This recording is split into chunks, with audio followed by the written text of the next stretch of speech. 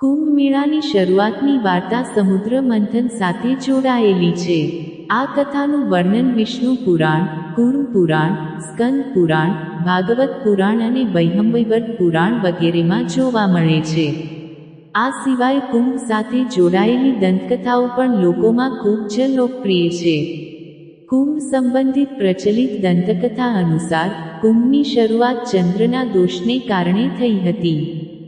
જો કે પુરાણોમાં દંતકથાનું કોઈ વર્ણન નથી, પરંતુ અલ્હાબાદ યુનિવર્સિટીમાં પ્રાચીન ઇતિહાસના પ્રો. ડી. પી.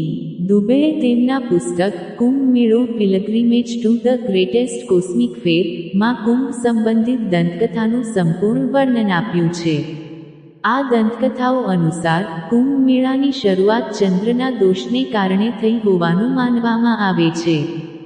દંતકથા અનુસાર અમૃતના વાસણ મેળવવા માટે દેવતાઓ અને દાનવોએ સાથે મળીને સમુદ્ર મંથન કર્યું હતું. સમુદ્ર મંથનમાંથી 14 અમૂલ્ય રત્નો નીકળ્યા, જેમાં ભગવાન ધન્વંતરી અમૃતના વાસણ સાથે છેડે પ્રગટ થયા. અમૃત મેળવવા માટે દેવતાઓ અને દાનવો વચ્ચે વિવાદ થયો. ત્યારે ઇન્દ્રનો પુત્ર જયંત રાક્ષસોથી પોતાને બચાવવા માટે અમૃત લઈને ભાગવા લાગ્યો.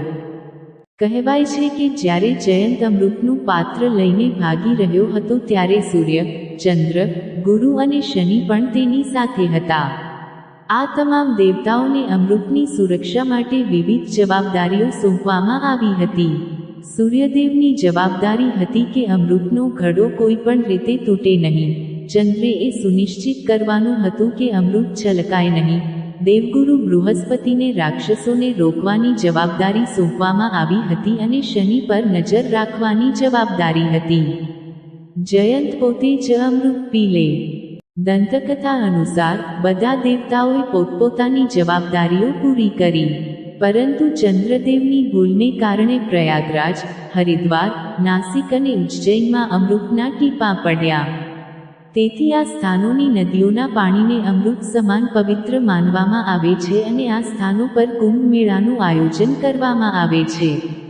જો કે આ દંતકથાનું વર્ણન પુરાણોમાં જોવા મળતું નથી. કુંભ મેળાની સંસ્થા ખગોળીય ઘટનાઓ સાથે પણ જોડાયેલી છે. આ પ્રમાણે જ્યારે સૂર્ય, ચંદ્ર, ગુરુ અને શનિ કોઈ ચોક્કસ સ્થિતિમાં આવે છે ત્યારે આ સ્થાનો પર કુંભનું આયોજન કરવામાં આવે છે અને દર 12 વર્ષે આ ગ્રહોની સ્થિતિ બને છે. આ જ કારણ છે કે દર 12 વર્ષે કુંભનું પણ આયોજન કરવામાં આવે છે.